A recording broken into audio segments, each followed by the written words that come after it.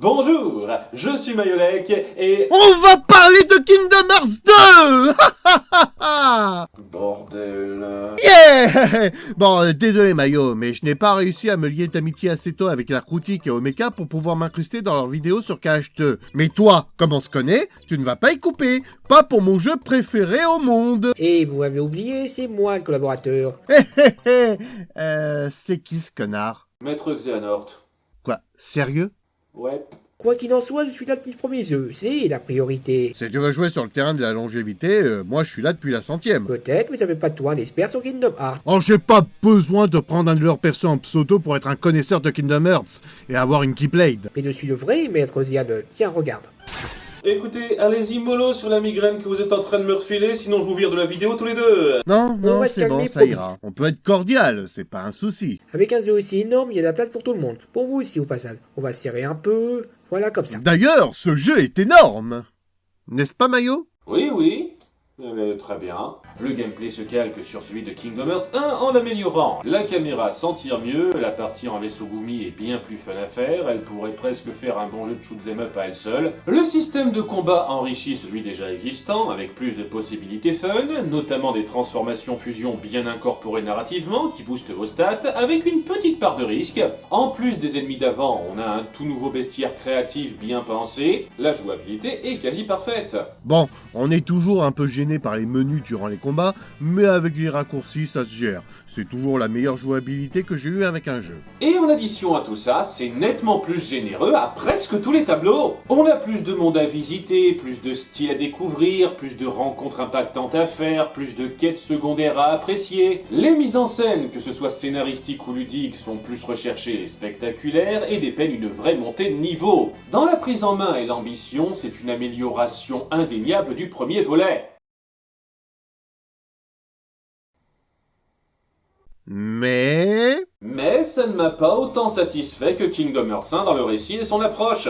Quoi? je m'en doutais. Déjà parce que je n'ai pas pu autant en profiter la première fois, n'ayant pas pu jouer à Chains of Memories au préalable, j'en ai déjà parlé, mais aussi parce que ça n'a pas su aussi bien jouer sur la patte du jeu de départ qui a su toucher le cœur de fans de Disney et de FF que j'étais. Et pour en parler, lançons-nous dans la longue histoire de cette suite.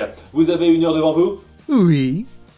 Je sens que je vais la sentir passer, moi. Bien, alors qu'on a laissé notre héros en question de récupération mémorielle la dernière fois, des flashs de toute son aventure nous sont adressés à travers la nuit agitée d'un garçon inconnu. J'ai encore rêvé de lui. C'est bête, je n'ai rien fait pour ça. Il s'agit de Roxas, jeune habitant de la cité du crépuscule, parce que tous ces endroits adorent ajouter une signification profonde à leur nom, qui traîne avec ses potes, discutant d'une série de vols qui a eu lieu, et qui n'a pas fini. Elles sont plus là. Non, ont disparu. La censure est vraiment partout. Non, ne sont plus là. Volé. Pas seulement les... Le mot a été volé aussi. Et toute chose considérée, ils le prennent relativement calmement. À leur place, beaucoup flipperaient totalement. Mon Dieu, une force inconnue nous empêche de prononcer un mot. Quelle est cette sorcellerie? Mais tranquille, notre petite bande va jouer les détectives. Et j'avoue, le coup du mot en moins, à part pour cela jouer méta, j'ai pas compris techniquement l'apport. À part laisser aux joueurs le plaisir de parasiter les dialogues à sa guise. Vous allez nous rendre nos... Sous-vêtements. Maintenant, on n'a pas besoin de ces... Regardons. pour prouver que vous êtes des nazes. Ils finissent par tomber sur le coupable. Hein? C'est qui celui-là? Non mais vraiment, c'est super chill le coin. Un monstre bizarroïde a volé nos machins, filons-le sans se poser de questions. Mais Roxas se retrouve seul face à lui pour qu'il s'évapore et rende l'objet du crime. Elle est marrante cette photo. Hé, vous avez dit photo? Imaginons que j'ai un chien qui s'appelle Toto. Est-ce que j'aurais pu lui dire « Fais tes besoins où il faut, Toto ?» Bon, j'aime beaucoup la moitié de cette phase d'intro, et l'autre je la trouve assez chiante. D'un côté, il y a ce mystère et cette tension autour de Roxas qui est perdu autant que nous. Des monstres étranges lui apparaissent, plusieurs intervenants vont et viennent comme à part de sa réalité, notamment Axel et Naminé qui l'observent avec différentes ambitions. Mais tu es là...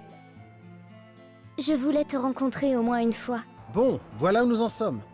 J'ai reçu l'ordre de t'éliminer définitivement si tu refuses de revenir avec moi.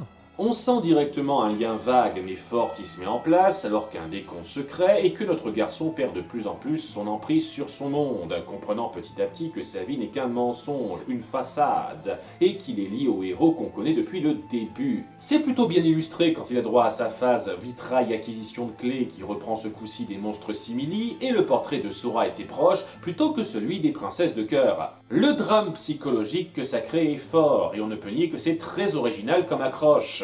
Roxas, te souviens-tu de ton vrai nom?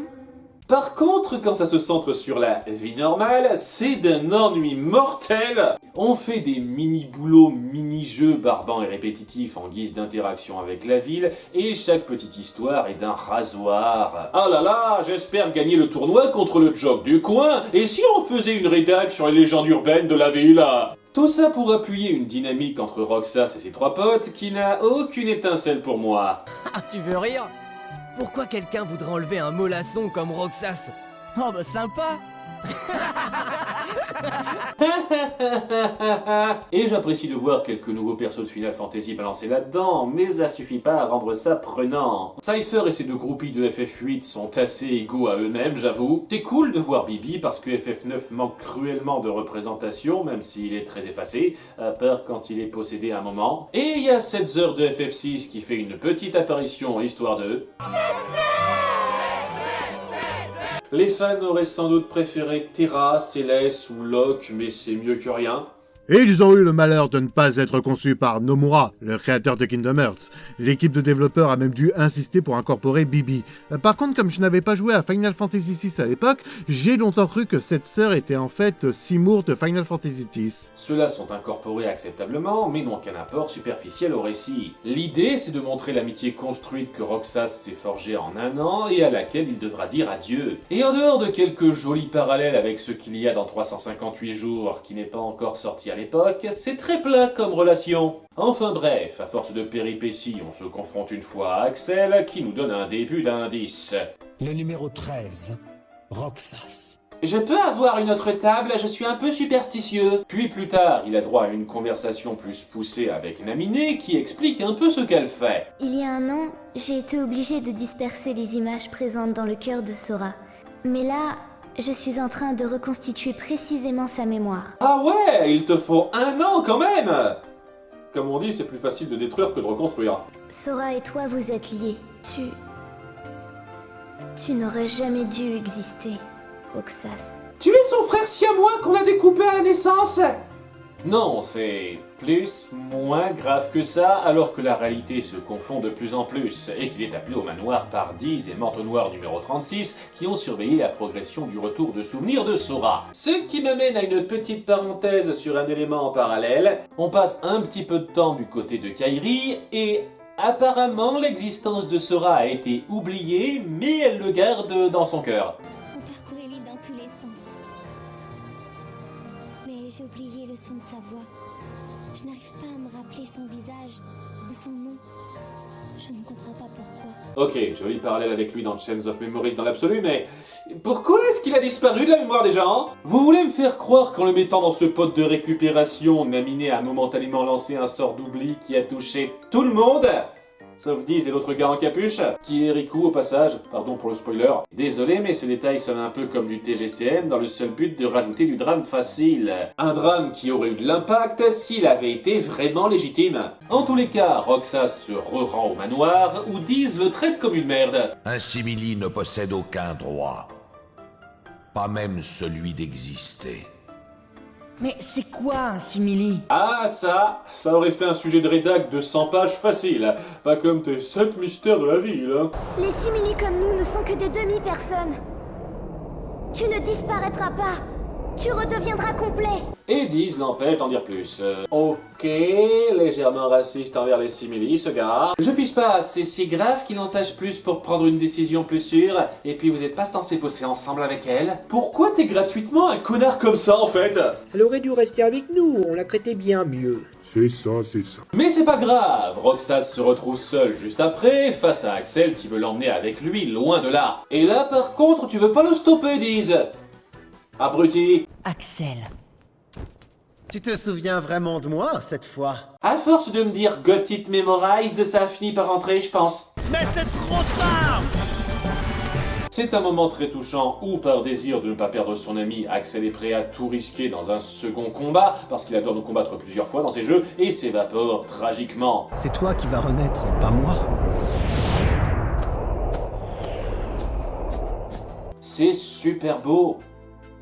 Une fois qu'on a joué à la préquelle sortie 4 ans plus tard. Oui, parce que sans ça, tu restes penaud à te demander pourquoi il est obsédé par nous, ce con. Je vois des flashs qui montrent qu'ils ont été potes, mais c'est un petit peu léger. Heureusement, une fois qu'on voit le développement de ça dans 358 jours, ça prend son sens et Axel devient vraiment attachant. Et c'est un des points sur lesquels Kingdom Hearts 1 est supérieur, il se suffit à lui-même. On n'a pas besoin de suivre plusieurs jeux dérivés, pas sur la même console à la base, pour pleinement être agrippé dans les points forts que ça veut raconter. En tous les cas, Roxas se rend devant le pote de son original générateur, réticent mais prêt à accepter son sort. Pour moi, les vacances s'arrêtent. Ici.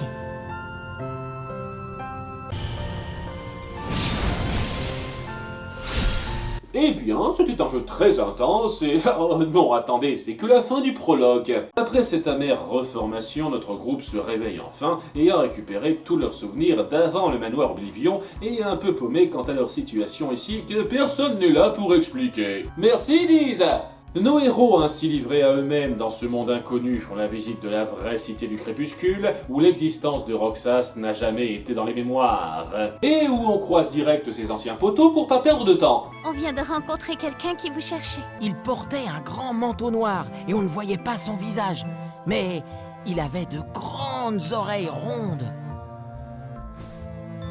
Qui cela pourrait-il bien être? Bon, ils sortent d'un an de coma, on va leur excuser leur lenteur. Ils comprennent que c'est Mickey et essayent de le rejoindre, mais sont attaqués par ses ennemis inédits.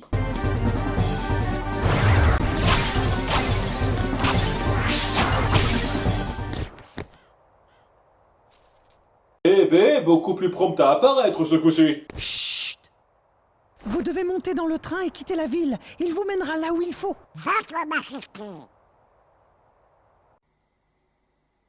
Et tout aussi prompt à disparaître. C'est quoi votre problème à tous à vouloir rien nous dire? Le jeu ne veut pas que tu en saches trop tout de suite pour se la jouer mystérieux. Wouhou. Après, il part pas si loin que ça. À plusieurs moments dans le jeu, surtout contre les boss, si tu le fais mettre KO, Mickey arrive et tu peux combattre avec lui le temps que Sora récupère. Le patron n'en a pas eu besoin, mais c'est super sympa comme ajout. Je confirme, même si on n'est plus limité par ses capacités, c'est assez fun de jouer avec lui. C'est comme si on contrôlait Yoda dans la prélogie. Du coup, j'ai toujours fait exprès de perdre face à Shang Yu et Saldin pour pouvoir jouer avec lui. Donc, en suivant ces quelques mots, on prend un ticket pour partir en disant un au revoir chaleureux à ces quelques gamins qu'on a vus seulement 3 minutes.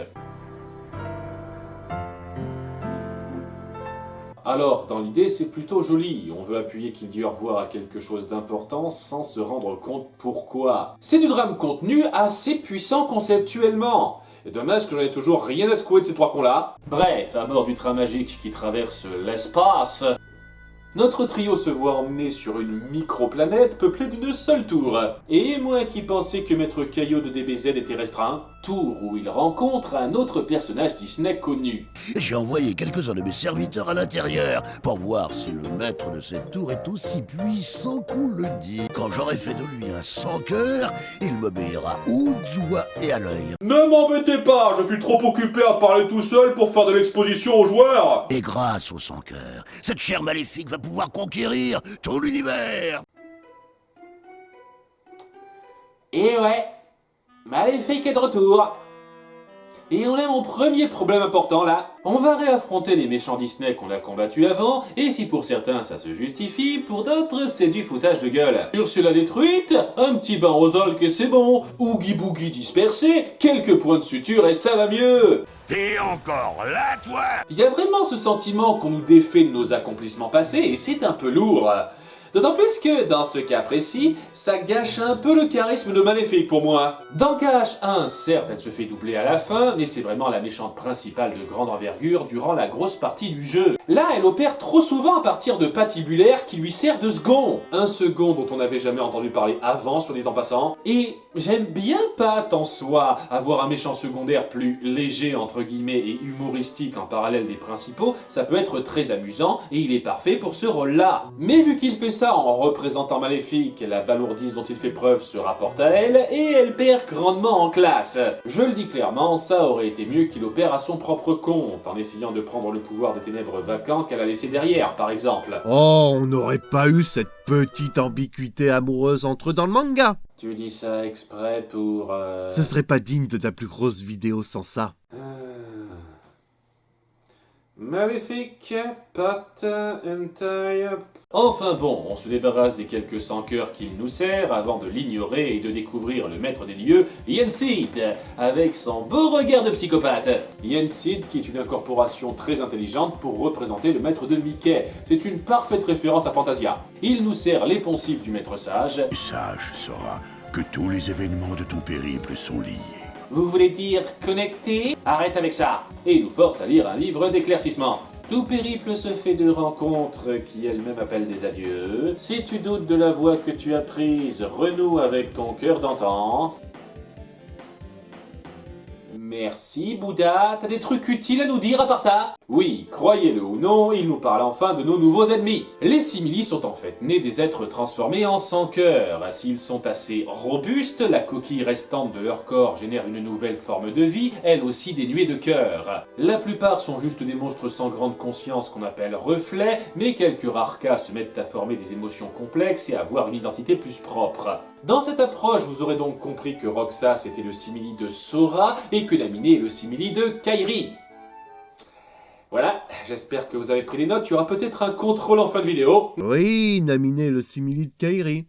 Si on veut partir sur l'approche directe... Sur les différences entre les sans-cœurs, les simili, les lepsions, les avalrêves et les luminis. Les luminis, c'est un autre, c'est dit que ça n'existe pas, les fanatiques de la lumière. Va dire ça, Heracus. Par contre, pourquoi ces simili ne se sont-ils jamais manifestés durant le premier jeu? Eh bien parce qu'ils n'y avaient pas pensé à l'époque.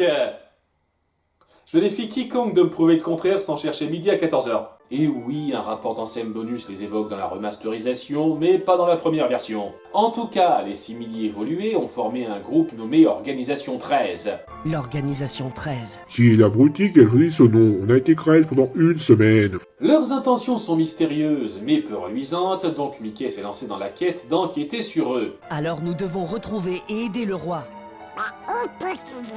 Ça aurait été peut-être plus facile à faire s'ils nous avaient pas lâchés comme des queues terreux. Ainsi, Yensid fait faire une nouvelle tenue à notre garçon qui a un peu grandi. Par les trois fées, c'est assez marrant. Oh non, ça ne va pas du tout.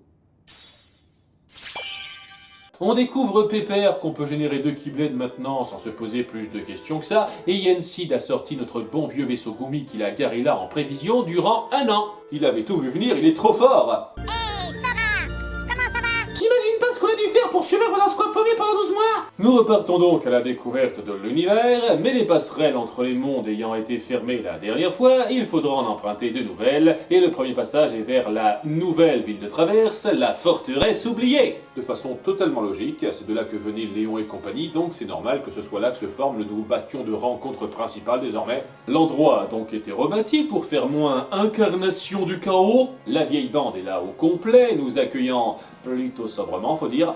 Content de vous revoir. Ça va? Vous avez l'air en forme.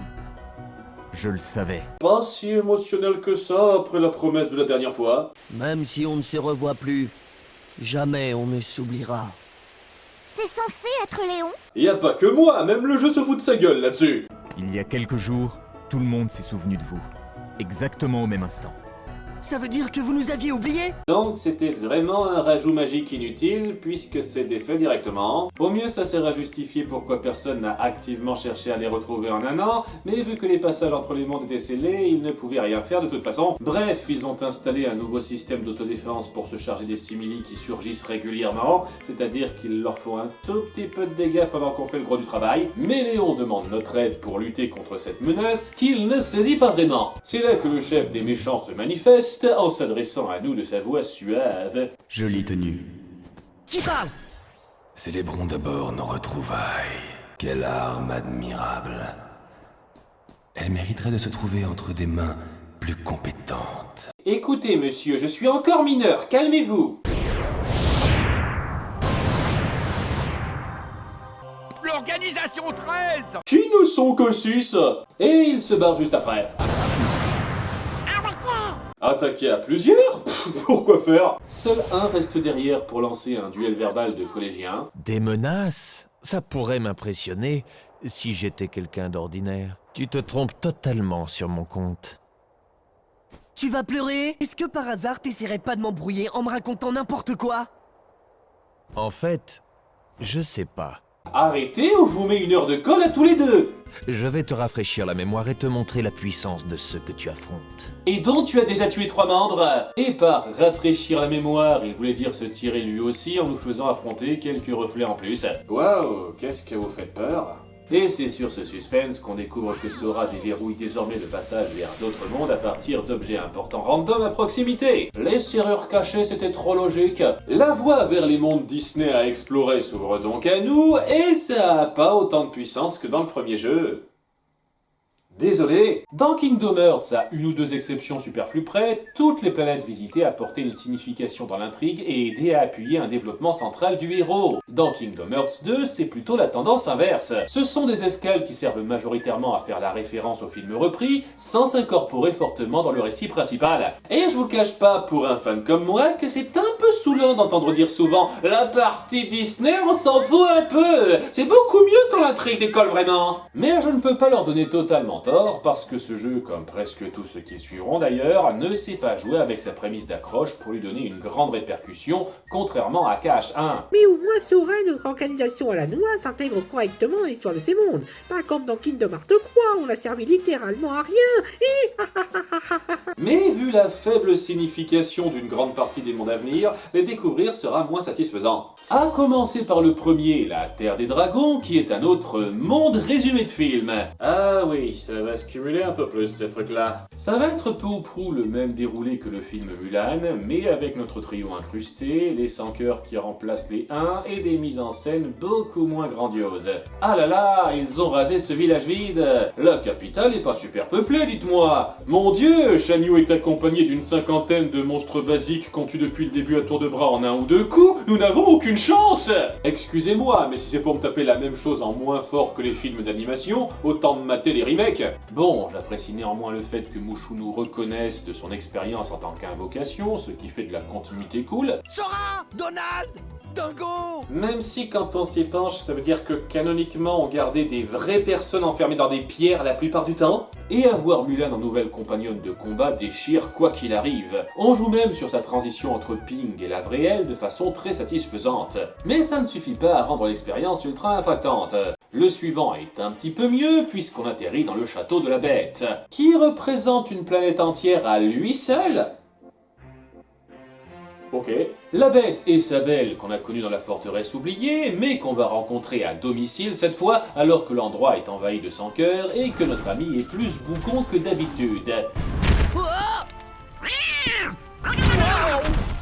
Il est peut-être en chaleur? Ça n'a pas échappé à Belle, qui a une scène de retrouvailles plutôt drôle avec nos héros, et qui leur demande de libérer les domestiques qui ont été enfermés, en devant jouer à un jeu de pouce-pouce avec la commode. Merci pour ça, c'était indispensable. Pourquoi elle n'était pas enfermée, elle? Enfin bon, on se tape une porte sans cœur à 2 têtes qui renferme nos amis objets, et on les libère pour le moment narration. C'était une froide nuit d'hiver.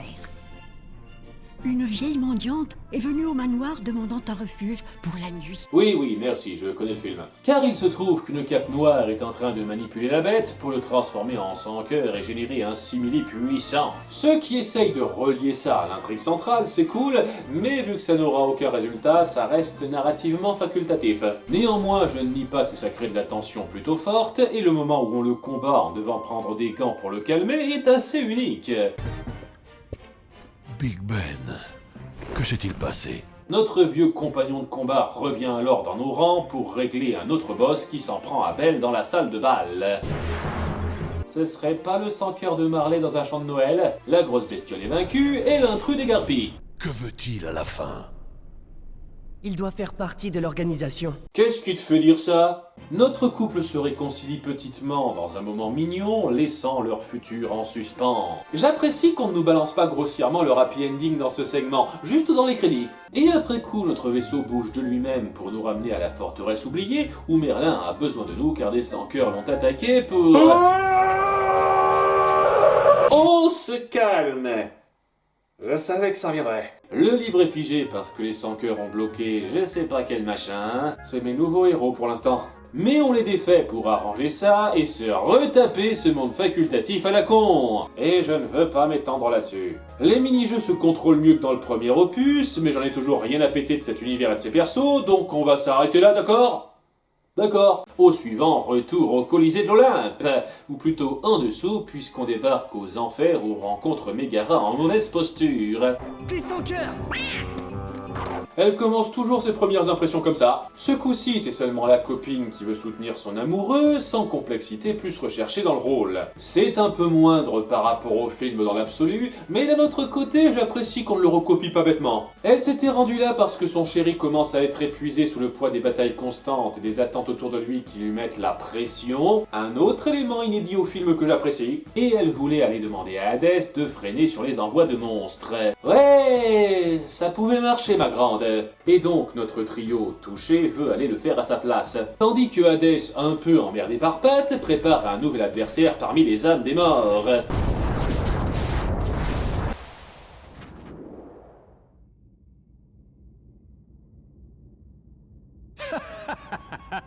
Le perso le plus classe de FF10 dans la place. Je suis super content de voir Auron dans ce jeu, même si j'aurais une toute petite question. Le plus profond donjon des enfers. Cette fois j'ai trouvé le plus féroce des criminels. Vraiment? D'après quelle logique? Je sais que ce n'est pas réellement totalement raccord avec les jeux FF de base, mais à quel moment on peut confondre un gardien qui s'est sacrifié pour sauver le monde avec un grand criminel? Cela dit, c'est juste Hadès qui a du mal lire son CV, car il l'envoie paître très vite, like a boss, et nous rejoint pour l'affronter, même s'il est totalement invulnérable sur son territoire en sa qualité de dieu. Et c'est que maintenant que tu penses à jouer là-dessus. On fuit donc le grand méchant qui nous envoie rapidement son chien pour un match retour, et n'a pas dit son dernier mot après ça. Tu as déjà entendu parler du méga colisée que nous avons ici aux enfers? Il est beaucoup plus puissant parce qu'il y a méga devant, hein. Seulement, l'endroit a été verrouillé par Zeus, alors il capture Meg Orchamp en la liant au verrou du machin pour qu'on l'ouvre en même temps qu'on la délivre. Finaux! J'adore Hadès, pas juste parce qu'il est comique. Donc, dans ce méga colisée, on va affronter Pat pour la première fois, et c'est pas vraiment le plus grand boss qui soit. Avant que Hercule nous rejoigne, en ayant mal fini son dernier gros monstre à cause de la capture de Mégara, donc il l'a laissé détruire la surface. J'ai échoué. Ce n'est pas ta faute. Je n'ai protégé personne. Après, t'avais qui à protéger? Tous les décors sont vides. On défait donc l'hydre destructrice, Meg nous aide dans le combat, c'est très sympa, et on part sur cette victoire un peu amère où notre grand héros doute de lui-même. Une fois de plus, ça se poursuivra avec les tournois optionnels qu'on nous donnera, ce qui reste une mécanique bien fun à découvrir, avec pas mal d'adversaires cool et assez velus. Vraiment, je trouve ça dommage que ce système de tournoi n'ait pas été repris dans plus de jeux Kingdom Hearts. Sinon, on croise rapidement un membre de l'organisation Demix, le collégien de tout à l'heure, qui se découvre. Si le sujet ne réagit pas, une attitude offensive peut stimuler sa vraie nature latente. Bien, sauf que je n'ai aucune idée de ce que ça signifie. Très drôle. Et juste après ça, au château Disney, un drame survient. Il se passe quelque chose dans le hall de la pierre angulaire. Tic et tac, qu'est-ce que vous fichez là? Je croyais que vous étiez dans notre vaisseau Gumi. Enfin bon, c'est à ce moment que la voie vers ce monde s'ouvre, et c'est vraiment sympa de pouvoir explorer cet endroit qu'on n'a pu qu'apercevoir dans le premier jeu. Découvrir le jardin, le palais, voir les portraits, qui m'ont bien l'air d'être des références. On parle donc à la reine Minnie, qui reste toujours tout sourire. Vraiment, c'est une chirurgie des lèvres qui s'est mal passée, et elle nous invite à la salle du trône, où on doit lui servir d'escorte. Oui, On nous fait des faces comme ça. À sa décharge, elle sait un peu se défendre avec ses sorts de lumière. Et ça aurait pas été cool d'en faire une compagnonne de combat? Bien, elle nous amène au sous-sol où la pierre angulaire de lumière protège le royaume. La pierre angulaire de lumière. La pierre angulaire de lumière? Catchy! Ça c'est un nom qui va prendre. Mais l'endroit commence à être corrompu par des ronces de maléfiques. Je te conseille de cesser tes manigances si tu tiens à la vie. Minnie est prête à niquer des mers aujourd'hui? Mais la menace ne prend pas et il faut trouver un moyen de nettoyer ça. Donc on va à la forteresse oubliée faire appel au spécialiste du rangement, Merlin. C'est magnifique. Magnifique. Oh, bigre. Hey, sois poli. Magnifique. Voici une bâtie de château à soyez propriétaire. Wow, ça a l'air tellement facile. Tu pourrais nous enseigner ce sort de téléportation, vieux, pour qu'on se mette à niveau avec ce qu'on affronte? Il décèle que cette corruption est liée à une ouverture de portail dans le passé où il nous permet de nous rendre.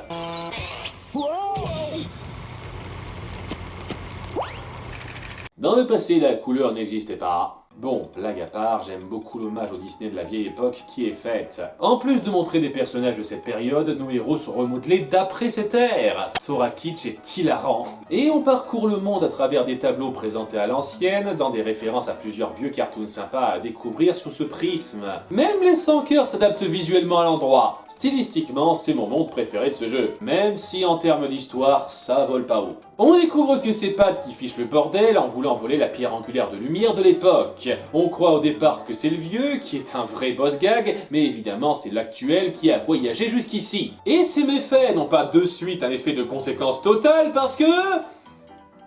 magie temporelle qui arrange le scénario. On le combat en 2 fois à l'aide de sa vieille version, il est viré sans sommation et tout va mieux au royaume des oreilles rondes. Donald, tu as encore oublié notre rendez-vous. Tu as intérêt à avoir une bonne excuse. Donald!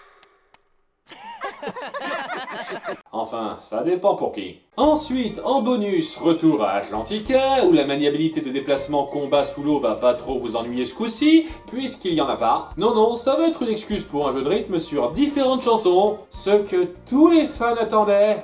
Après, les reprises des chansons connues du film sont toujours sympatoches à écouter, mais quand ça essaye de créer de l'original... Viens nager, danser et jouer. C'est facile, il suffit de savoir secouer un peu sa nageoire. Ces humains sont dérisoires, je n'en crois pas mes yeux. Et ce roi stupide croit qu'il va gagner le jeu. Allez-vous nous présenter tous ces adorables amis? Dites bonjour, Donald, Dingo et Sora.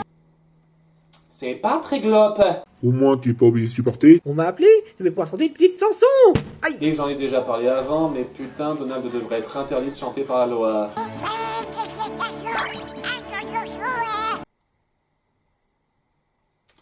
Et sinon, ça raconte quoi? Bah rien. C'est la repompe bête et méchante de l'histoire du film, avec Ariel qui veut sortir avec Eric sur Terre et se fait piéger par Ursula dans un marché. Ce qui pose un petit peu problème dans ce cadre, parce qu'Atlantica était censé être un monde uniquement sous-marin, et Ariel connaît bien Ursula désormais dans cette continuité, donc elle est débile de la croire. Sans compter qu'elle devrait être morte là, la pieuvre, mais à nouveau tout ce qu'on a accompli au départ est défait. Je vais clairement pas défendre ce truc. Donc c'est le même déroulé, sauf que Sora et compagnie sont là et affrontent Ursula à la fin dans un jeu musical où les coups suivent tout juste le rythme des notes.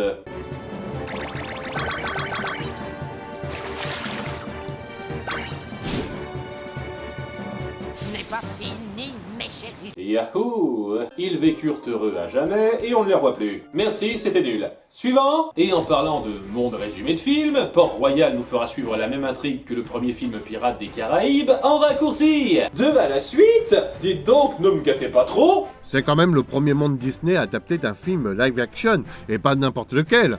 La meilleure trilogie de films live-action de Disney. Tu oublies le 4 et le 5. La meilleure trilogie. Alors certes, c'est original d'incorporer un film live-action en animation pour changer, même si les deux styles se mélangent pas parfaitement pour moi, mais c'est quand même un bel effort de transition. Cependant, ça ne change rien au fait que vous ne faites que me raconter l'histoire que je connais déjà, moi osé dans le ton, plus avare dans les détails, en rajoutant grossièrement nos héros par-dessus. Je sais que ça marche pour énormément de gens, mais je suis désolé, je ne suis pas un fan écervelé qui sera content qu'on lui serve le même plat réchauffé. Même la coalition entre Pat et Barbossa est anecdotique pour justifier la présence des sans-cœurs, c'est tout. tout. Le seul point intéressant, c'est qu'on joue sur la malédiction des pirates dans les combats où ils ne peuvent être touchés qu'à la lumière de la lune. Jouer sur le scénario dans le gameplay, c'est un détail que je peux louer. Et puis Sora est fan des pirates maintenant.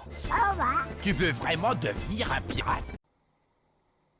Il donnait pas trop cette impression quand il a rencontré Crochet. Nouvelle retrouvaille ce coup-ci avec Agrabah. Et direct, on tombe sur Yago qui fait son mea culpa. J'ai changé, j'ai tourné la page, je suis honnête maintenant. Fini les coups tordus, promis. Et ça va encore être une redite de film. À peu près. Ce sera centré sur notre perroquet qui veut se racheter et à qui Sora servira d'intermédiaire. Et pas Aladdin ce coup-ci. Parce que ça s'inspire pas mal du retour de Jafar dans l'approche. Ce qui au passage en fait le seul monde de Kingdom Hearts qui reprend une suite Disney Toon. Mazel Tov. Et là où ça passait beaucoup mieux dans le film susnommé pour moi, c'est qu'on a pris la peine de vraiment développer Yago en détail pour que son revirement houleux ait un poids réel. Ici, il est direct en mode « Je vais me racheter !» sans qu'on explique un tant soit peu comment et pourquoi. C'est très artificiel. Mais bon, on découvre aussi que le marchand est tombé on ne sait comment sur la lampe de Jafar, et pour éviter le pire, on veut lui acheter, mais il est un peu gourmand et veut un gros trésor en échange. Pas un prix précis, juste un gros trésor. Je suppose que la théorie marchand égale génie dans Aladdin ne prend pas dans cette configuration. Yago suggère d'en trouver un à la caverne aux merveilles. Parce qu'on peut toucher à tout à l'intérieur maintenant. Vous imaginez le désastre si les gens apprenaient que non seulement tout le monde peut rentrer dans la caverne aux merveilles, mais qu'en plus on peut tout prendre dedans. Je reviens dans 5 minutes. Et c'est parfait! On recycle la map qu'on avait déjà pour remplir, et nos héros trouvent une couronne de joyaux, alors que Pat passait par là pour faire son enquiquineur de la journée. Ayant vend des infos, il essaye donc de s'accaparer la lampe de Jafar en premier, mais ça cafouille, et par la magie du timing, c'est pile à cet instant que le génie rentre de vacances. Parce que retour de Jafar... Ah, ça fait du bien. Ah, espèce de petit canaillou, va. Ah, t'aurais pas pu le voir. Oh, mais bien sûr, qu'est-ce que je raconte? Le génie confond Pat avec Aladdin. C'était en référence à ça, cette scène du film Tic et Tac? J'ai l'impression d'avoir une grosse révélation là. Donc le Patapouf nous envoie un doublé de boss sans cœur à son image pour se battre. Feu et glace que c'est original. Et il se casse, nous permettant de sceller la lampe malfaisante avant qu'elle ne soit frottée. Pour l'instant, on en reparlera. En attendant, on va retourner à un dernier vieil endroit connu. Hé, on est dans la ville d'Halloween, non? Ça, c'est notre connu. Pas photo. Je croyais que c'était toi qui vous transformais, Donald. Et ce ne sera pas que la ville d'Halloween, car notre ami Squelette veut fêter Noël qui approche. Pardonnez-moi, je ne pense qu'à Noël en ce moment. Cette année encore, je compte organiser la fête, mais avant, il me faut l'accord du Père Soreille. C'est pourquoi je me rends chez lui. Attends, tu veux dire que tu vas pas le kidnapper sans rien dire pour faire ce que tu veux comme un gros connard? Punaise, c'est je rends Jack Skellington beaucoup plus attachant que dans le film. Quel souci m'as-tu encore apporté cette fois? Cette fois? C'est une longue histoire. Ah, j'ai rien dit, ça s'est juste déroulé en champ. Bon, s'il y a un truc que je peux apprécier dans ce monde, c'est Sora, le fanboy du Père Noël. Aller chercher le Père Noël? Sora? Voyons voir. Sora... Ah, te voilà. Il est trop choupi. Il y a 7 ans, tu as déclaré à tout le monde que tu ne croyais plus au Père Noël? C'est fort regrettable. Oh! C'est pas rétractable, monsieur. À part ça, les trois pestes font une rencontre mystérieuse. C'est qui elle? Taisez-vous. C'est une chance inespérée. Ah là là, qui peut bien être cette sorcière intrigante? Le suspense me tiraille. Vous nous prenez pour des cons ou quoi? Mais bon, après plusieurs scènes énigmatiques, on découvre que c'est Maléfique. Surprise! Vous me tendez la perche là. Maléfique qui a apparemment repris son âme d'enfant à leur contact. Vengeance passe avant le plaisir. Quelle sorte de vengeance? Une vengeance terriblement maléfique, bien sûr. Je vais leur montrer comment je suis trop une méchante, moi! Je retire ce que j'ai dit, elle a pas besoin de pattes pour se rabaisser. Predictable response. Puis elle ressuscite Oogie Boogie tranquillou en une coupe sèche. Oui, ça se fait en un claquement de doigts. Au moins c'est une mini-justification en plus par rapport à Ursula. Et à partir de là, c'est une légère repompe de la fin du film, où le Père Noël est capturé et où on va le sauver. Pour je ne sais quelle raison, il se balade dans les abords de la ville d'Halloween, nos deux méchants le capturent en mode quasi-cartoon, Oogie Boogie envoie alors balader sa complice pour se la jouer solo, parce qu'il est con. Tu regretteras d'avoir grossièrement refusé mon aide. Je veux dire, vous avez le même but et ils t'ont déjà battu avant. Pourquoi tu refuses de l'aide, abruti? Mais Sally parvient après à sauver le Père Noël otage avec la distraction lancer de jambe.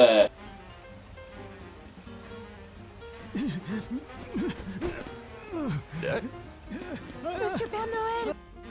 Très spécial. Donc il nous sert une ouverture pour un combat gimmick comme il aime les faire, avant de finir éparpillé à nouveau en mode total gag secoussé. Tout ça pour ça, merci. Enfin, le Père Noël convainc Jack de lui laisser son truc. Tu sais, Jack, dès que je vois la joie sur le visage des enfants et qui découvrent ce que je leur ai apporté... Ça m'illumine le cœur, comme tu le vois, mon expression de liesse intense. Ouais, c'est visuellement mieux réussi que le premier jeu, mais le problème d'expression figée malaisante reste présent. Et on termine sur un beau rappel.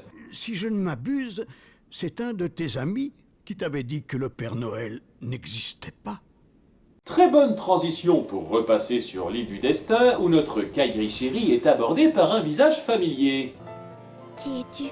T'es toujours pas achevé, toi? Ce gaillard ne lui inspire pas trop confiance, donc elle fuit à travers un autre portail qui a atterri juste à côté par Chat, qui la conduit, aux coïncidences, à la cité du crépuscule. Ce chien et toi, vous avez surgi d'un trou dans le mur. On est obligé de voir ces trois-là en premier quand on découvre le coin. C'est à partir de là que la voie vers ce monde se réouvre, de même que le scénario principal, mais avant il reste une dernière planète Disney à explorer, la Terre des Lions, qui est un monde facultatif. Même si techniquement, la plupart des mondes qu'on a fait sont déjà narrativement facultatifs, mais celui-là on n'est pas obligé de le faire pour poursuivre le jeu. Mais qu'est-ce qu'il raconte? Il n'y a rien d'optionnel dans ce jeu. Passer du vol à la fin secrète et celle encore plus secrète de la version Final Miss où tu dois poncer tout le jeu et surtout vaincre les boss secrets qui sont des versions hardcore de nous. On voulait le dominer contre qui, Zéan de ta galérée? Je vais te faire avaler ton body bouclier. Et accrochez-vous bien, c'est encore un monde résumé de film.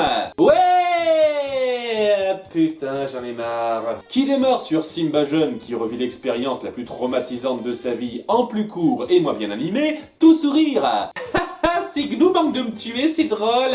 Ah non, mon père est mort, c'est trop marrant. Mais ce n'était qu'un rêve du Simba adulte qui vit reclus avec Timon et Pumba. Et ouais, on va atterrir à ce moment-là pour le retrouver et l'accompagner dans son voyage pour regagner sa place en recopiant exactement les mêmes scènes qu'on connaît du Roi Lion. Tant mieux pour vous si re-raconter la même chose en moins bien vous fait plaisir, moi j'en ai rien à foutre. Si je veux revivre la magie exacte du film, je peux me revoir le film, merde. Et oui, ça peut s'appliquer à autre chose. Bon, point positif, Sora est plutôt trognon en lionceau, les transformations de Donald et Dingo me font craquer, se déplacer à quatre pattes change un peu l'impression de gameplay, c'est cool, et comme pour Mouchou, Simba se souvient de son passé d'invocation avec nous. D'ailleurs, il a du mal à nous reconnaître tout de suite, c'est assez drôle. D'ailleurs, c'est un peu bizarre que l'intrigue du film se passe à ce moment-là, car dans la cinématique d'invocation de Simba dans KH1, il rugissait fièrement sur le rocher du roi. J'avouerai aussi que, comme pour la plupart des autres mondes, c'est vraiment sympa de pouvoir se déplacer dans ces environnements de films qu'on connaît bien. En dehors de ça, c'est sans intérêt. On refait le combat contre Scar, avec pas de version lion-ours qu'il seconde pour continuer d'emmerder. Sérieusement, ces inclusions sont tellement anecdotiques. C'est juste une excuse pour justifier pourquoi les sans-cœurs sont là, mais étant donné que les méchants n'accomplissent jamais rien et ne font rien progresser à la fin, c'est d'un inutile flagrant. Ça gâche même un chouïa à la force des grands moments classiques que vous voulez recréer. Comme quand on laisse Simba se battre seul contre Scar en respectant un peu ce que ça représente, sauf que pas tellement. La colère et la jalousie ont transformé le roi de la Terre des Lions en sans-cœur. Ah mon dieu, ce sans-cœur qui a exactement la même apparence. C'est des zombies tout simples, les sans-cœurs maintenant. Tout s'arrange, au revoir les amis, à bientôt. Sinon, pendant qu'on y est, c'est mon préféré du jeu. Parce que j'aime bien le gameplay Yonsu, et puis il y a des passages marrants, comme celui où Sora se verrait bien devenir roi. Ce qui n'a aucun sens, mais c'est marrant. Et j'aime bien aussi les variantes de sans-cœur locaux, même s'ils auraient bien aimé voir un lion dans le lot. Ça sera pour une autre fois. Donc, avant de poursuivre la vraie histoire, faisons Faisons le bilan calmement. La seule utilité de presque tous les mondes explorés a été de montrer vaguement quelques persos importants qui joueront un rôle plus tard. Le reste n'a été qu'une très longue pause dans le récit réel. Et c'est particulièrement lourd du fait que c'était pas comme ça à la base. Dans Kingdom Hearts 1, la plupart des mondes faisaient progresser quelque chose d'important et les personnages Disney étaient liés au grand dessin de l'intrigue. C'est une régression dans l'exploitation de ces franchises et la raison principale pour laquelle Kingdom Hearts 2 est légèrement inférieur à mes yeux. Et venez pas me balancer que c'est anodin par rapport au reste. En termes de durée, ça représente la moitié du jeu. Pour une question de goût, on va dire que je ne peux pas vraiment te contester ces reproches, même si je trouve que ça se rattrape par la suite. Je dirais que ce qui me dérange vraiment dans la comparaison entre les mondes de Cache 1 et ceux de Cache 2, c'est le fait qu'on ait moins envie d'explorer les mondes de Cache 2. Pas que l'envie disparaisse, il y a quelques astuces pour nous faire explorer ces mondes, mais regardez les couleurs des mondes de Cache 2. La majorité joue sur des couleurs froides ou du gris, ce qui les rend plus sombres et moins colorés que les mondes de Cache 1, et par extension, moins attrayants pour l'exploration. Et on est moins récompensé. Il y a toujours des boss secrets, mais pas de gros monstres puissants et au design original comme le sans-cœur d'Akraba ou le fantôme de Londres qu'on trouvait par hasard. C'était une grosse satisfaction de les avoir trouvés par moi-même. Et ce manque d'envie d'explorer n'est pas aidé par le catalogue Coupeau, qui est plus complexe, moins fun, et qui par extension rend la recherche de matériaux pour créer de nouvelles armes moins addictives. Enfin bref, maintenant que la cité du crépuscule nous est réouverte, on s'y rend et l'endroit est en proie à des attaques de simili, dirigées par un autre membre de l'organisation qui se dévoile, Saïx. C'est vrai, nous en sommes dénués. Mais nous en gardons le souvenir. Dit avec autant d'émotion, c'est super convaincant. Et un autre gars sérieux basique dans la bande, il faut que je les compte. Tu connais une fille qui s'appelle Kairi? Kairi? Ça dit Pancan. On l'informe qu'elle était bien là, mais en fait Axel est réapparu et l'a kidnappée quand même. Elle aura accompli beaucoup en s'enfuyant, à ce que je vois. Donc, Brecouille Sora repart et aperçoit la forteresse oubliée plongée dans les ténèbres. Car plus de monstres que d'habitude affluent là-bas désormais, sans raison particulière. Et en y retournant, on y retrouve notre pote blond du premier jeu. Je l'aurai. Cela ne fait aucun doute. L'être qui est né des ténèbres qui sont en moi. C'est comme ça qu'on appelle un don de sperme chez lui. Je déconne! Il parle de Sephiroth, qu'on verra plus tard, qui est son pseudo sans cœur contre lequel il doit se battre, et c'est pourquoi Aeris le laisse filer vers son devoir sans trop lui en demander, pour faire un petit parallèle avec Sora et Kairi, alors qu'on rencontrera plus tard Tifa qui recherche notre Claude, qui l'évite. Et en toute sincérité, heureusement que je connais FF7 pour me faire une idée des liens entre eux, sinon je serais complètement paumé. J'avoue qu'ils auraient pu être plus clairs et détaillés sur l'histoire de ces personnages intrinsèquement à Kingdom Hearts, parce qu'il y a quelques lacunes qui ressortent. Pareil pour ce petit trio qu'on croise. Vous savez où sont Léon et sa bande? Les héroïnes de FF10-2 sont des fées. Pourquoi pas? Notre chef, bien sûr. Tu sais, Et elle bosse pour Maléfique, ok. J'apprécie la petite référence à un jeu assez boudé qui me plaît bien, mais là aussi ça manque de développement au sein même de Kingdom Hearts 2 pour avoir un impact, et ça donne juste un bonus sympa comme ça. Je crois qu'on a choisi le mauvais camp. Un bonus que je suis content de prendre dans l'absolu. Bref, la bande à Léon a trouvé l'endroit où se trouve l'ordinateur d'Ansem, et on s'y rend là où Tifa recherche son blond, parce qu'il faut bien commencer quelque part.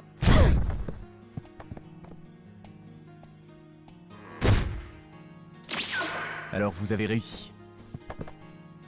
Léon! Apparemment, tout le monde peut se téléporter sauf nous. Il nous montre la machine en question, et Sora, en gros abruti, touche à tous les boutons. Où est Kairi?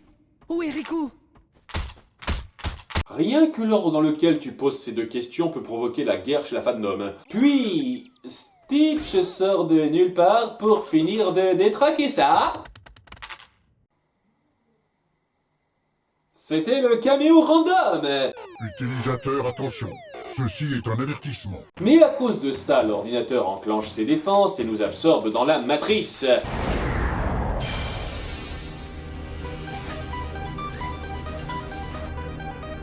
Nous ne sommes pas très bien accueillis, car sitôt arrivé, on est enfermé avec quelqu'un dont le visage vous sera peut-être familier. Je m'appelle Tron. Je suis le programme de sécurité. Un autre film live-action intégré. Celui-ci s'y prête mieux, faut dire. Et honnêtement, il apporte un vrai quelque chose à l'intrigue. Car je rappelle que c'est l'ordinateur d'Ansem, donc les données qu'on va trouver à l'intérieur sont en lien avec la trame centrale. Ainsi oui, on joue sur l'univers du film Tron et ses règles, avec les programmes et les utilisateurs, le MCP malveillant qui a pris le contrôle, le héros qui doit lutter avec nous contre lui pour restaurer le système à son bon niveau, mais le tout dans le cadre de l'histoire de Kingdom Hearts. Mon utilisateur est le propriétaire de cet ordinateur. Ansem le Sage. Ansem ? Oh, bigre. C'est un lien très bien réfléchi que d'autres mondes Disney auraient dû suivre. Bon, en soi, le visuel est pas mal et s'adapte une fois de plus bien pour démarquer l'univers où on est. C'est peut-être mon second design préféré de Sora après celui de la ville d'Halloween. Et on joue de façon plutôt prenante sur le caractère informatique de notre allié du moment, qui apprend un peu à comprendre l'approche plus humaine et décontractée de nos héros. C'est plaisant à suivre. Par contre, ce monde n'est pas plus varié que les autres en termes de couleurs. Tron est donc lié au terminal pour nous aider à nous échapper tout d'abord, mais pour débloquer plus d'infos, on a besoin d'un mot de passe qu'on va chercher dans le monde réel.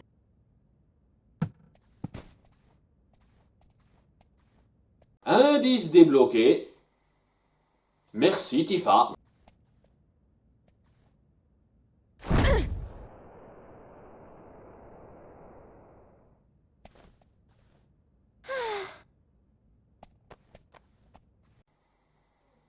Tu comptais trouver Claude derrière ce tableau? L'indice est en anglais, mais un vieil ami est là pour nous faire la traduction pour la famille.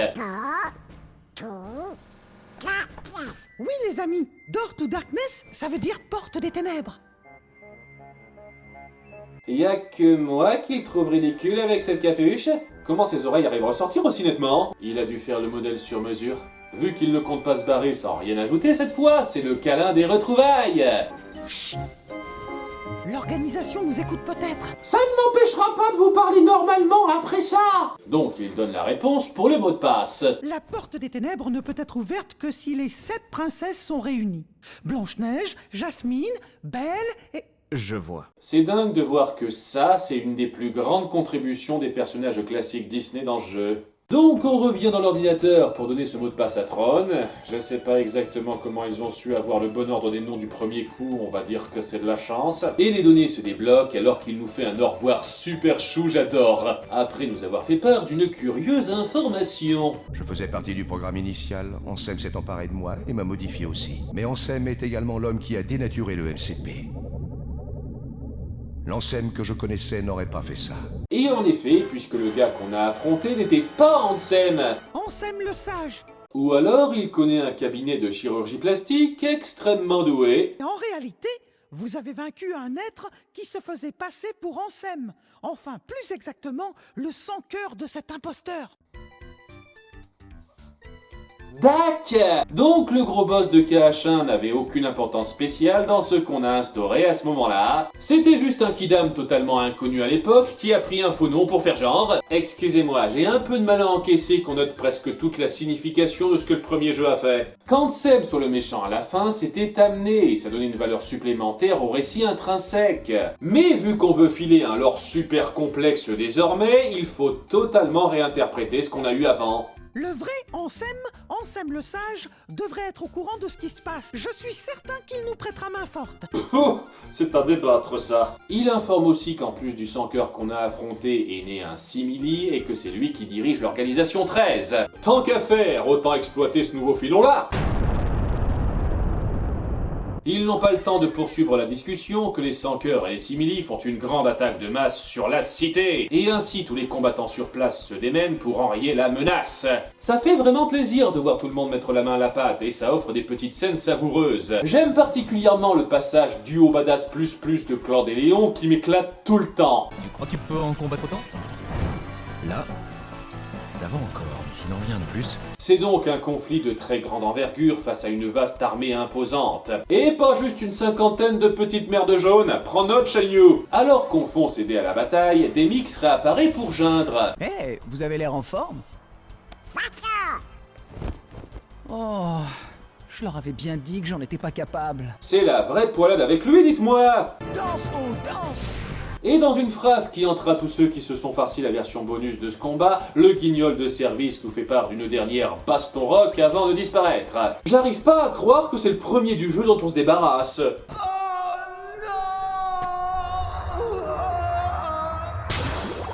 Predictable response. Puis, en poursuivant le chemin, Mickey nous rattrape, et c'est alors que... Attention!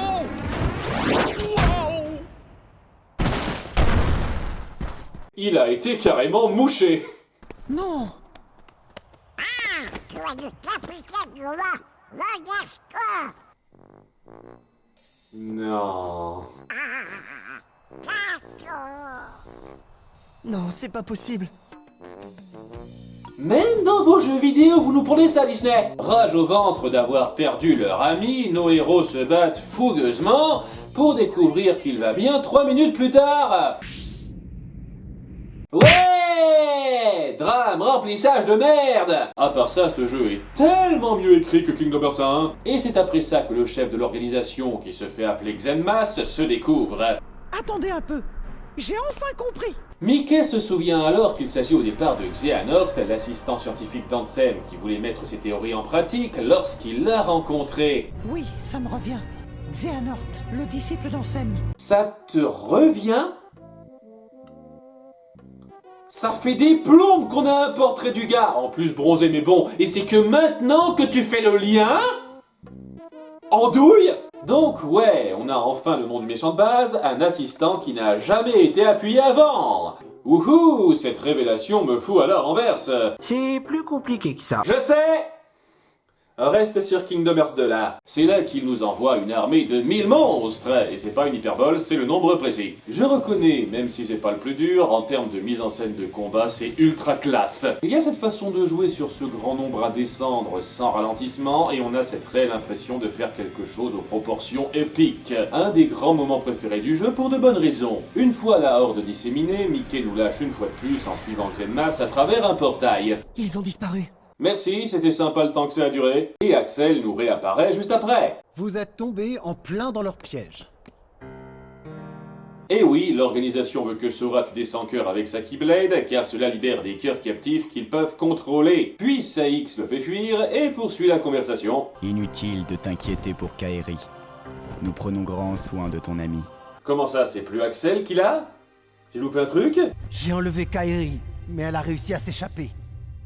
Malheureusement, Saïx l'a rattrapé. Les trucs de fou qui peut se passer hors champ. Bon, il nous dit qu'en fusionnant à ces deux cœurs libérés, il pourrait créer un autre Kingdom Hearts. Eh ben, on voit les choses en grand. Et quand ce jour arrivera, nous pourrons enfin exister pleinement. Vous savez, je ne suis pas plus fan que ça de l'organisation 13. Sérieusement. C'est un phénomène de fandom que je trouve particulièrement surcoté, la plupart d'entre eux n'étant pas plus mémorables que ça, au-delà de leur look. Mais je dois reconnaître qu'il y a un potentiel psychologique très intéressant derrière. Vouloir tout faire pour se sentir complet à cause de la nature même de son existence, c'est une motivation d'antagoniste vraiment pas banale et prenante. Je trouve ça juste dommage qu'on ne le montre pas plus que ça. Tous ceux qu'on voit ont leur personnalité, leurs envies, pour aussi peu percutantes soient-elles, et donnent moyennement l'impression de se sentir incomplet à un niveau existentiel, à part de temps en temps avec quelques phrases ci et là. Ça me briserait le cœur, tu sais. Surtout que j'en ai pas. Tout ça pour dire que l'idée est très bonne, mais son exécution manque de réel impact à mon goût. Enfin bon, Maléfique apparaît pour dire « Non, c'est moi qui voulais le Kingdom Hearts en premier d'abord !» Et elle nous aide à la poursuivre en retenant une demi-douzaine de simili basiques qu'on a tués par centaines maintenant. Oh, merci pour ton grand sacrifice. Et ça ne sert à rien puisque Saïx s'échappe en nous laissant en plein dilemme face à des sans-cœurs. Peut-être que tout ça n'a servi à rien. Comment nous défendre si je ne peux pas utiliser la Keyblade? Ben, utilise une autre arme. On voit bien que ça marche avec les autres. Prends une arme plus banale pour tuer des sans-cœurs et ta Keyblade pour les simuler. Problème réglé! Non, c'est trop compliqué. Il se voit alors sauvé par un portail de Maléfique qui lui fait trouver une photo de son Roxas intérieur sur le coup. Roxas. Non. Ça va venir, prends ton temps. Et à partir de là, on n'aura pas le moindre scrupule à défourailler des sans-cœurs avec notre Keyblade en libérant des cœurs. Vraiment, Sora, il réfléchira pas plus que ça. Je vais bien m'inquiéter d'être manipulé par les méchants, mais pas plus de 5 minutes. La suite, ce sera un peu de la complétion de monde, parce que si vous avez remarqué, pas mal d'entre eux donnent l'impression de ne pas avoir de grandes conclusions. Tout simplement parce qu'on a gardé ça pour plus tard. Et oui, chaque planète a sa phase d'épilogue, qui j'avoue pour certains va davantage développer l'intrigue centrale. Mais ça n'a pas tant grand rapport avec le monde en lui-même qu'avec l'événement de passage, donc ma critique de plutôt là-dessus reste inchangée. Cela étant, c'est une mécanique de narration que je trouve très bonne et sincèrement supérieure comparée à la formule « on passe une fois et tout est fait » du premier jeu. Faut savoir reconnaître quand on améliore clairement un élément. De plus, on justifie ça dans l'intrigue globale que le repère de l'organisation devient de plus en plus discernable à chaque complétion. C'est un peu facile, mais ça s'accepte. Et on va essayer de faire ça vite. Sur la Terre des Dragons, un homme à capuche apparaît, Sora croit le reconnaître. Rico ? Mais alors que le palais de l'empereur est pris d'assaut, c'est un autre membre, Xigbar, qui se dévoile en nous envoyant un dragon chinois assez original à buter.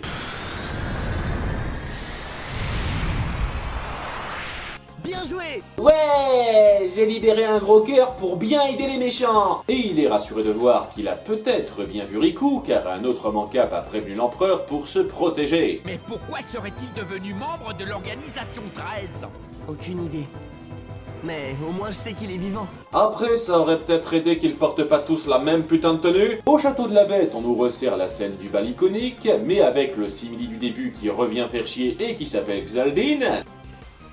Lorsque Kingdom Hearts sera enfin à nous. Xaldine qui a peut-être le look le plus cool du lot pour moi. C'est très gentil à vous. Pour ce que ça vaut. Ce n'est pas mon préféré, mais c'est celui qui me correspond le plus dans le sens où ses aptitudes et son arme de prédilection feraient clairement de lui un chevalier dragon, qui est ma classe préférée dans FF. Et il pique la rose, puis il kidnappe Elle pour forcer la bête à faire un choix. Dilemme très fort en soi, mais qui perd un peu en intensité quand la fille se libère toute seule avec un coup de coude. Bien joué, Belle! Grand méchant, hein. Bref, combattu, vaincu, disparu. Un de moins. Moi, je trouve que j'ai fait une bonne prestation. Tu es mort, abruti. Aux enfers, on nous resserre juste la fin du film Hercule. Hadès capture Meg, encore, et force le héros à montrer sa divinité latente par sacrifice avant de se faire rosser dans un match retour. J'avoue, c'est mieux quand c'est pas optionnel de l'affronter avec un tournoi. Et remercions Nomura de faire apparaître Hades dans Kingdom Hearts 3. Non, parce que ça confirme qu'on a tous compris que plonger dans le Styx, c'est censé ne rien faire à Hades. Auron part faire son chemin, dommage, vous auriez pu faire un bon drame en disant que son âme devait repartir, et on a une jolie référence où les dieux font notre constellation à nous.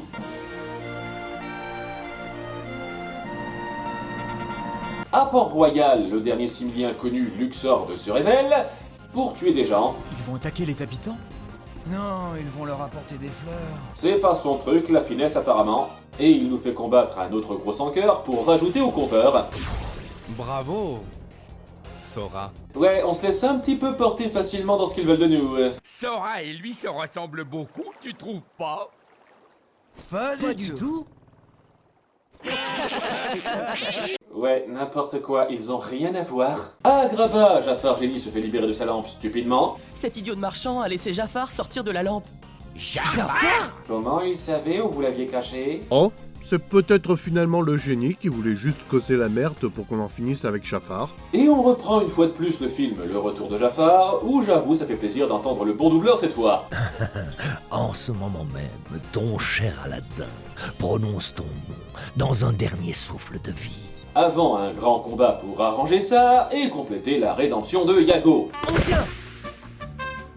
Hein? La Terre des Lions, c'est toujours facultatif, mais j'en parle un peu. Simba n'est pas sûr de lui pour le rôle de roi sur ses épaules et se voit hanté par l'ombre de Scar. Littéralement. Il y a une putain d'ombre magique qui a sa forme et qui attaque partout, et on l'aide à lutter contre alors qu'il apprend à s'affirmer. Pas bête comme suivi, c'est mieux que d'autres idées. Et ça renforce mon appréciation pour ce monde. On donne enfin un développement à Stimpa sur ses nouvelles responsabilités de souverain. En plus, le sans-cœur qu'on affronte dans Dernier Boss de ce monde est juste génial à combattre. Pas pour moi, c'est si on lui grimper dessus. Et enfin, pour mon monde préféré, la forteresse oubliée a des soucis avec son programme d'autodéfense qui fait l'inverse de ce qu'on veut, et le responsable est le MCP, le programme malveillant qui est toujours dans l'ordinateur d'Ansem. On y retourne donc pour lutter avec Tron contre la grosse toupie flippante. Ouais, dans le film aussi, il me foutait les jetons. Et on nettoie le processeur pour que ce soit notre ami qui fusionne avec, et arrange les choses dans un moment très joli où la ville reprend reprend son resplendissement d'antan. Ah oui, le ciel ressemblait à ça. Oh, que de souvenirs. La forteresse oubliée.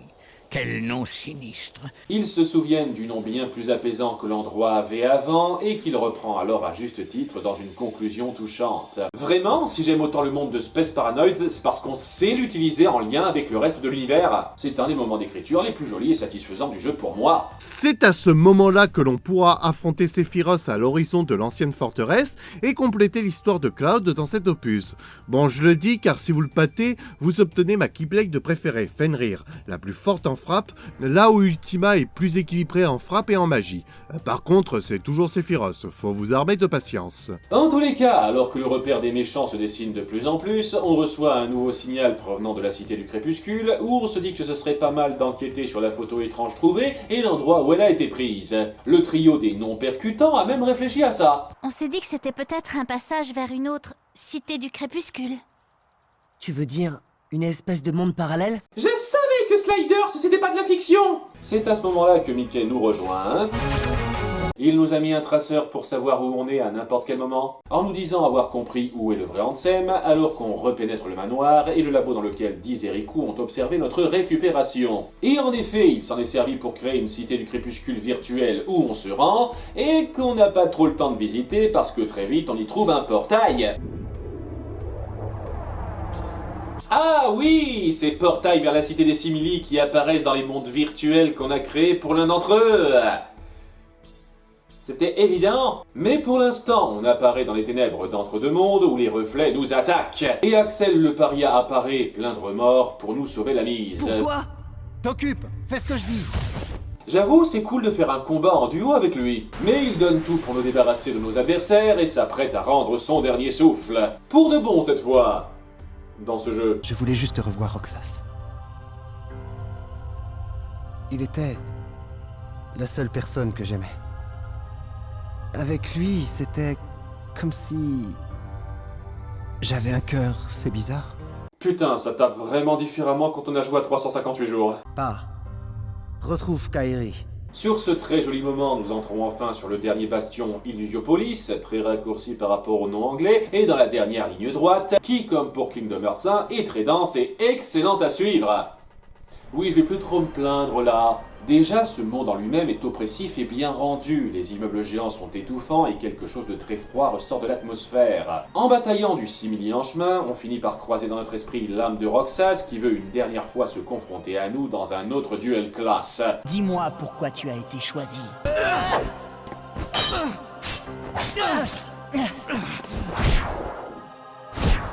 Rien à redire.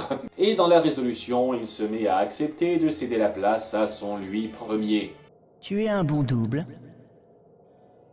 Ça touche un petit peu, je le cache pas. Ce serait passé quoi si j'avais gagné? Tu aurais repris ta place de héros principal. Au passage, le combat est jouable en version finale mise, et c'est une partie de plaisir. À mon avis, ce serait passionnant de voir des postes cheatés des KH comme Roxas, La Volonté Persistante, le Shunsei North ou Yosora affronter des postes de From Software. Nous poursuivons notre chemin en créant une voie vers le vaisseau spatial géant central, alors que de son côté, Kairi cède un peu elle-même techniquement. Fais-moi confiance. Viens, dépêche-toi. Cependant, les deux filles en fuyant sont rattrapées par Saïx, mais sauvées par Riku.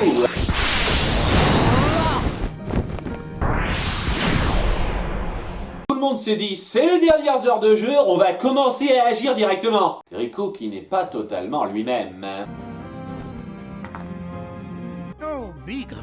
Car dans la quête de manipuler les ténèbres et avec ses regrets, il a pris la forme de celui qui l'a corrompu. Cherchez pas, c'est magique. Lumière, ténèbres, cœur, tout ça. On peut donc un petit peu comprendre pourquoi il ne voulait pas se découvrir tout ce temps. En fait, c'est le seul encapuchonné qui avait une vraie raison de garder son visage caché. En parlant de ça, de son côté, Mickey retrouve Diz, qui se révèle en fait être le véritable Ansem le Sage, en le confrontant sur sa lutte en solo. Pourquoi ne m'as-tu pas demandé de l'aide avant que l'on en arrive là? Xemnas, le leader de l'organisation, est le simili de Xehanort, mon premier assistant. Je suis responsable de lui.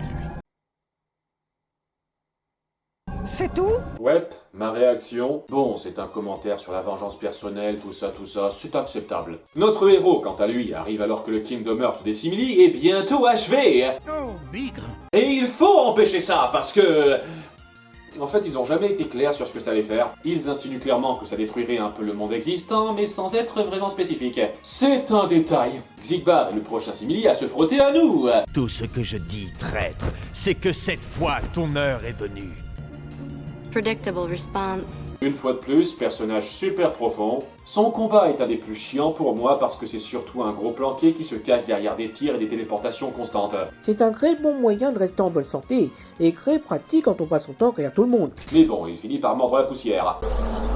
Ah, c'était vraiment un perso de passage sans importance future. En même temps, Riku file une Keyblade à Kairi, qui peut s'en servir bien sûr. Élu de la Keyblade, c'est très vaste comme notion en fait. J'aurais peut-être une chance moi aussi. C'est super facile en plus. Oh, ils ont besoin d'aide. Ils n'ont aucune chance face à cette douzaine de 100 cœurs basiques. Mais pas de soucis, Sora vole à la rescousse, et après cette âpre lutte, c'est enfin les retrouvailles. Désolé. Ce n'est pas un rêve. Oh! Et il redécouvre Riku en voyant bien sa vraie forme à travers les yeux du cœur. Riku. C'est Riku. Je le ressens. Sora, ressaisis-toi. Ah, quel pleurnichard. Je t'ai cherché partout. Oh! Arrêtez! Évidemment, ce moment où le trio est enfin réuni après toutes ces épreuves est un puissant pic émotionnel. Et je dois avouer que ça rend le personnage de Riku nettement plus attachant que dans le premier jeu parce qu'il porte sur lui la trace de son chemin de croix, sans perdre son côté cassant non plus. Je commençais à me demander si vous alliez comprendre un jour.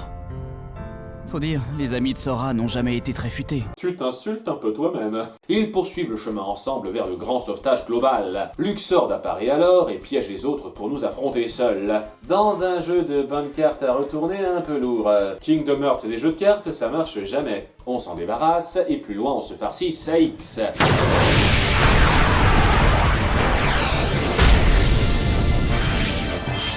C'est bien la peine de les avoir retrouvés si à chaque confrontation vous les écartez. Et après un autre combat à un simili contre plusieurs, il s'évapore à son tour dans une dernière tirade assez touchante vu sa situation. Kingdom Hearts. Où est mon cœur?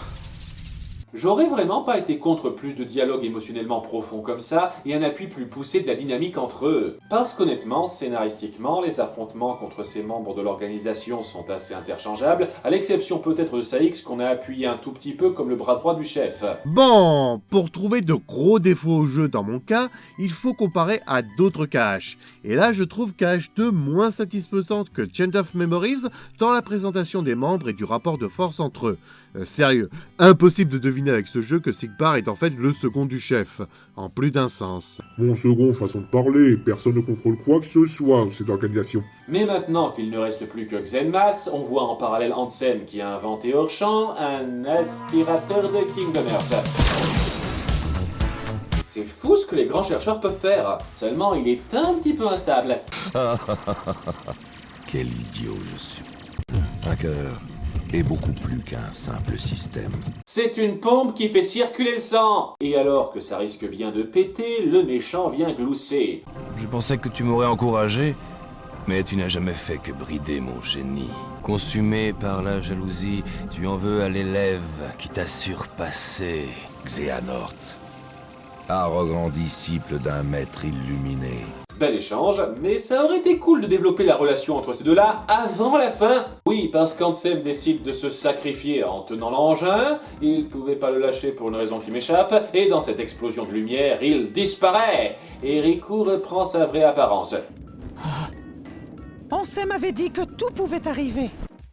La lumière l'a béni.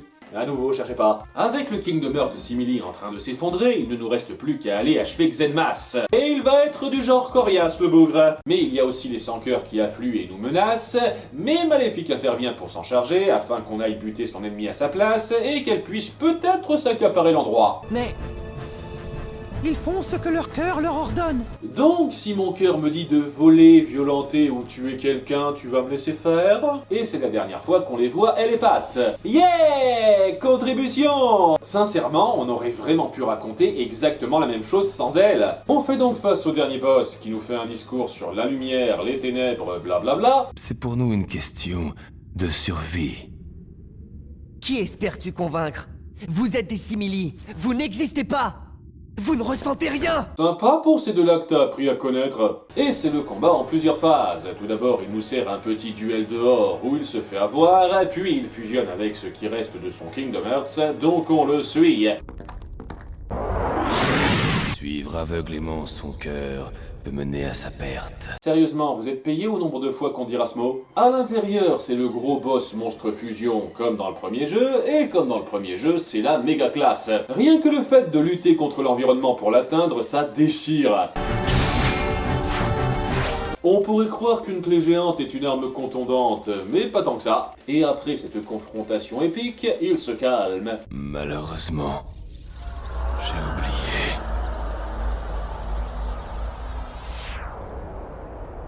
C'est bon, il est mort. Seulement après coup, on a l'air un peu bloqué sur place. Heureusement, Naminé intervient pour nous faire un dernier portail de sortie. Ça aurait pu nous être utile plusieurs fois avant, je tiens à pointer. Et oui, on a une fois de plus une scène émotion magnifique. L'achèvement de Roxas et Naminé qui se retrouvent et parviennent à vivre à travers leurs hôtes initiaux, sachant qu'ils pourront être ensemble en même temps que Sora et Kairi. C'est une très belle conclusion de personnage tragique qui, je confirme, n'a pas autant d'impact si on n'a pas suivi Chains of Memories au préalable. Je vous assure, c'est frustrant de se rendre compte de la force d'émotion qu'on a perdue à la première découverte. Bref, retour à la maison, mais au moment où Riku et Sora vont pour sortir en dernier, le Kingdom Hearts commence à s'effondrer. Fin de RPG! Ainsi, c'est notre duo qui devra fuir cette destruction face à la machine géante en mode shoot'em up de dernière minute. Les jeux vidéo adorent faire ça, avant de combattre le dernier soubresaut de Xenmas qui n'a pas encore dit son dernier mot. Ah là là, c'était imprévisible. Te plains pas, dans un univers parallèle, on l'aurait affronté sous forme de colosse fait à partir des bâtiments de ce monde, qui se serait ensuite changé en centaure géant. Et c'est le dernier combat à 2 contre 1 avec un tas de mouvements combinés épiques. Je distingue rien du tout quand ça fait ça, mais c'est épique. C'était épique, mais c'était méga dur. Pas autant que Malutien, mais la dernière phase de Xenmas est super tendue. En particulier le moment où Riku doit aller sauver Sora alors qu'on a peu de temps et peu de moyens de se soigner. Après une dernière attaque combinée qui déchire, Xenmas expire enfin pour de bon. Pour l'instant, et notre duo se voit malheureusement perdu dans le Kingdom Hearts. Errant jusqu'à une plage qui a quelques relents familiers, ils contemplent leur position avec, honnêtement, une ambiance à la fois calme et oppressante parfaite.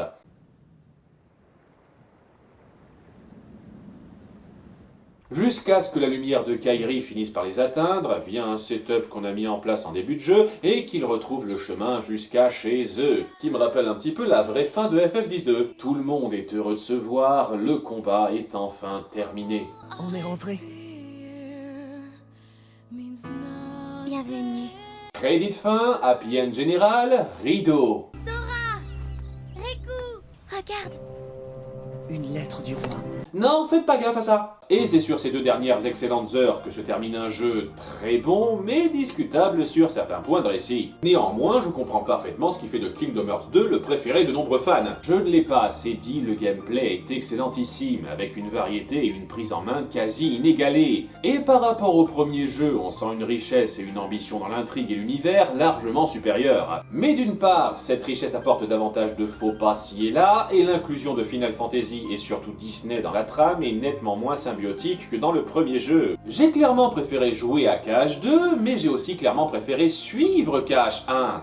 Si vous comprenez ce que je veux dire. Et c'est pour l'heure là que cette rétrospective s'arrête. Comme je l'ai pointé dans la vidéo précédente, je ne veux pas m'étendre sur tout le lore compliqué instauré dans Kingdom Hearts par la suite. Peut-être qu'un dernier jeu sera traité en bonus, mais pour l'heure, cette franchise se termine pour moi.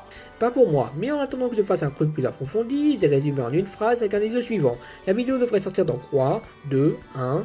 Kingdom Hearts 2 est ma réponse à la question quel est le meilleur jeu vidéo auquel vous ayez jamais joué dans votre vie. Je suis plus attaché à ce jeu que je ne le suis pour mes jeux Pokémon préférés. Est-ce que Kingdom Hearts 4 le détonnera? J'ai toujours espoir qu'on puisse faire mieux, mais sans VF ce sera dur. Pour l'instant, la seule chose que je souhaite, c'est que dans son obsession de vouloir renaître son Final Fantasy Versus 13 à travers Kingdom Hearts 4, longue histoire, Nomura ne perdra pas de vue ses objectifs et n'oubliera pas de concevoir un bon jeu avant tout. La prochaine fois, on reviendra au cas plus habituel. C'était Mayolek, Maître Ozianot et Lionel B.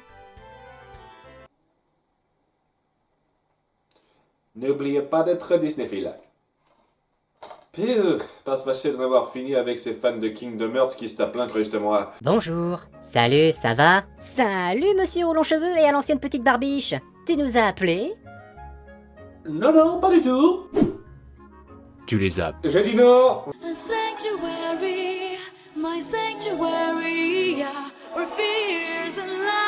Et du coup, quel univers original Disney vous verriez pour le prochain KH? Je sais pas, moi, Gargoyles.